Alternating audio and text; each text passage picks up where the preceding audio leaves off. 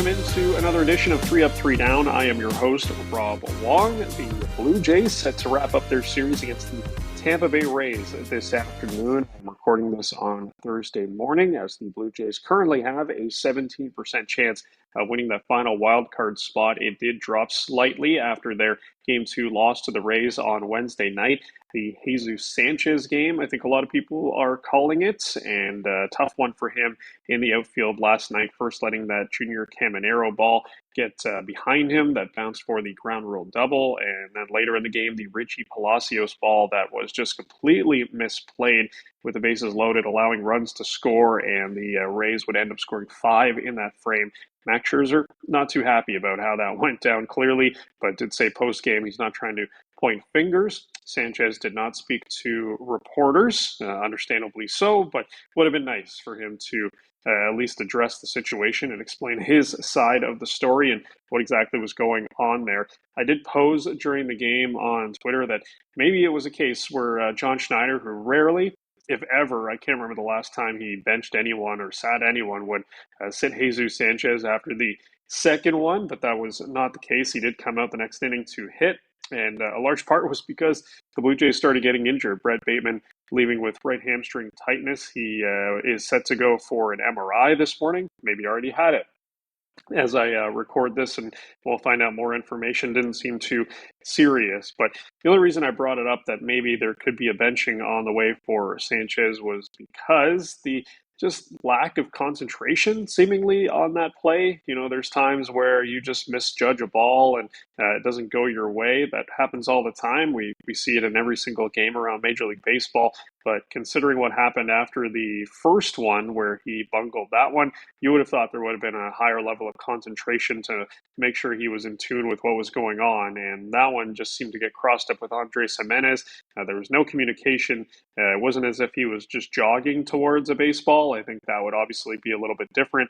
But I just felt like, okay, maybe there needs to be talking to, and maybe there just needs to be a sitting down for the rest of this game. And Sanchez ultimately did come out as an offensive substitution when Das Cameron was inserted into the game against the lefty later in the ball game. But injuries definitely played a factor into maybe why Jesus Sanchez remained in that game to get in at bat like he did. But it's been such a weird year for Sanchez because at times he has obviously not looked particularly good in the outfield. He's having his worst season as a defensive player in his career, which is surprising because you look at last year when he was a member of the Houston Astros and Miami Marlins, splitting the season with them. He was actually a 7 defensive run saved player for those teams, playing in right field, getting a little bit of play in center field and left field as well. He was actually a very valuable defensive player, but for whatever reason this year, he has fallen off a cliff. -8 defensive run save, -7 outs above average, -8 fielding run value, some of the worst marks around Major League Baseball for qualified players. And sprint speed has dropped off for him, and that obviously has played a bit of a role. He's been dealing with that ankle injury that he just recently came back from. So how much that has hampered him is hard to say, but it can't be helping, of course. But just on the whole, the defense has not been there whatsoever. And the bat has been there against right-handed pitching. He's still got an OPS close to around 800, been one of the better hitters on the Blue Jays this year. But as far as the defense goes, does it make up for these struggles? Does the struggles on defense make up for what he provides value-wise offensively? It's hard to say. I mean, the Fangraphs WAR has him right now at -0.1, wins above replacement, so he is slightly below a replacement value, and that's not good. So what do you do with Jesus Sanchez? I think right now with the situation the Blue Jays find themselves in, where they are desperate for offense, he's probably going to remain on this team. I think a lot of people wanted him designated for assignment, but that just is not going to happen. So when Vladimir Guerrero Jr. comes back, is Jesus Sanchez just relegated to a bat off the bench? Is he relegated to playing just DH strictly when George Springer needs a day off against right-handed pitching? I think that's where you have to slot him in at this point. There is still value in the bats, as I said, with his numbers against right-handed pitching, but it'd be tough to put him in the outfield at this point. Maybe you put him in there when Jose Soriano is on the mound and there's a lot of ground balls and not so much fly balls, because right now there's not a lot of trust in Jesus Sanchez, I would say, being out in there in the outfield. And for him personally, I imagine the confidence isn't too high with some of the misplays that he has had so far this year. So a tough one for the Jays as they do fight back and claw back, but ultimately fall short to the Rays 7-6 in that game. And I think the positives that you can take out of it are that the offense has really started to come around. And these last couple of games against the Rays, I thought, Tuesday for sure was an outlier game. I don't expect Blue Jays to be scoring 10 runs every night and hitting 3 home runs, but they were able to put up 6 against Drew Rasmussen and the Rays in game 2. And Alejandro Kirk, of course, continues to be the straw that stirs the drink, hitting yet another home run, a 2-hit night, just missed another extra base hit there in the top of the 9th inning that would have scored the go-ahead run scored the tying run and maybe the go-ahead run had he hit it over the fence off Brian Baker. But he has been the engine, and if the catcher for the Blue Jays has not been doing what he's been doing, who knows where this team would be right now as they sit just 4 games under 500. So shout out to Alejandro Kirk. It's crazy how many people wanted this guy gone in favor of Brandon Valenzuela just a few weeks ago. And it's just crazy to think that that's a view that people actually had, considering how valuable Kirk has been for the last 3-4 years. And just the fact that he was coming back from a broken thumb, that takes time. It is not easy to come back from a fractured thumb and try to hit Major League Baseball. It was essentially a new spring training for him, and he has found his groove for sure at the plate. Has been getting some help as well around the lineup just a little bit. Charles McAdoo continues to get the job done down in wherever the Blue Jays slot him, whether it's leadoff, whether it's in the 9-hole. And last night in the 9-hole, picked up 3 hits, including a double, stole a base as well. Do I think he's going to continue to hit like this? Probably not. He doesn't walk enough and still strikes out over 23% of the time. So it's a profile that can definitely go streaky and can run hot and run cold. And right now he's running hot, but it's pretty clear that there is some tools in there. His sprint speed is around 85 percentile, which is really, really strong. We saw him beat out a little chopper back to the pitcher there in the top of the 9th inning. And he's got some pop. We've seen him hit a couple home runs and hit some balls to the wall. So there are some tools that are very intriguing.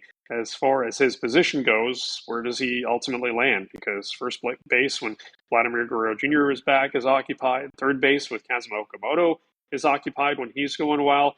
He's not going to play second base too much, maybe in a pinch for when an Ernie Clement needs a day off. So maybe it's left field. Maybe he is the replacement for Jesus Sanchez, and you throw him out there against right-handers, left-handers for as long as he is running hot. You need to get Charles McAdoo's bat out there. You feel at least more confident with him in the outfield, I would say, even though he doesn't have a ton of experience there. But at this point of the season, you're just looking for anybody that can contribute. And right now, Charles McAdoo is definitely doing that. So the 2024 deadline continues to pay dividends. Isaiah Kiner-Falefa, the trade, of course, to Pittsburgh to get McAdoo, who has been such a nice story and seemingly having the time of his life. You just see him out there. He's always smiling, enjoying it. And how can you not be getting your first taste of Major League Baseball this season? And right now, he is rolling in this Blue Jays lineup and doing a lot of things that are contributing to winning baseball.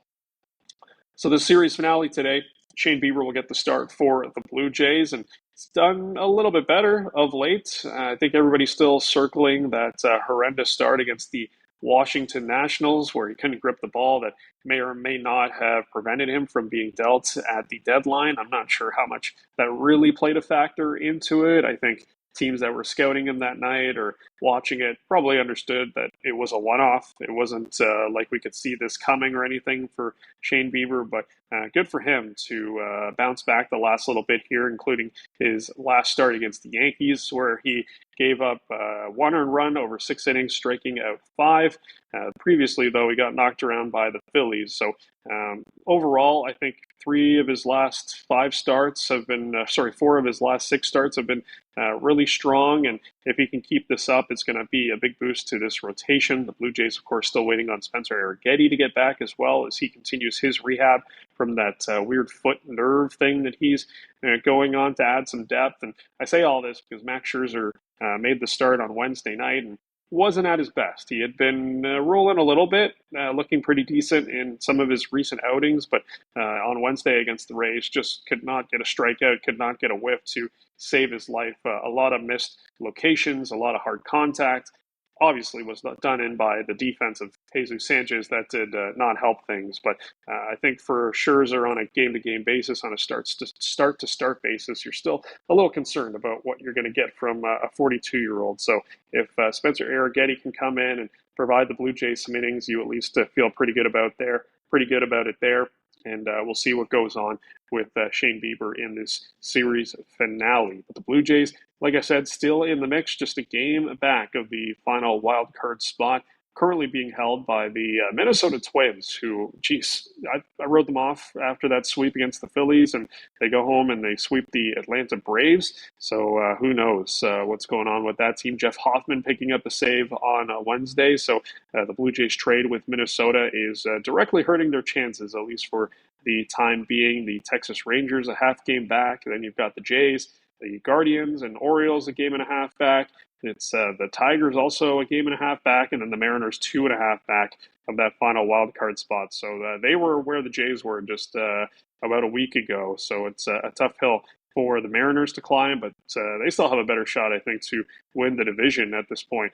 4 games back of the AL West with just 2 teams ahead of them in Texas and Houston. But we'll see how things play out for the Blue Jays here on Thursday before heading off to the Bronx for 3 games on Friday, Saturday, Sunday. Hopefully Vladimir Guerrero Jr. back in the lineup for the Blue Jays on Saturday when he will be eligible to come off the concussion IL.